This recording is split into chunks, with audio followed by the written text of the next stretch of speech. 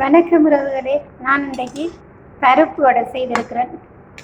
பின்னேரம் சாப்பிடுவோம்.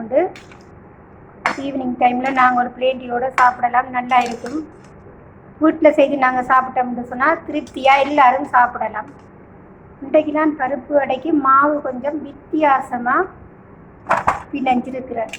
இருங்க உங்களுக்கு காட்டுறேன். இப்போ மாவை பருப்பு வடை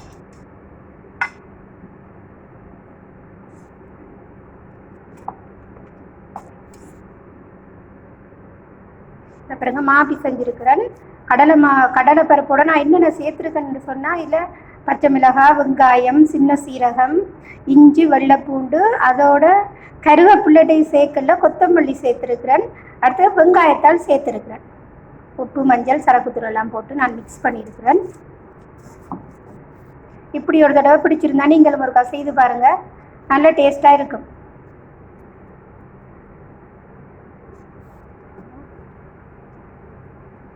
எங்களுக்கு தெரிஞ்சதை நாங்கள் வீட்டில் செய்து சாப்பிட்றது தான் நல்லது.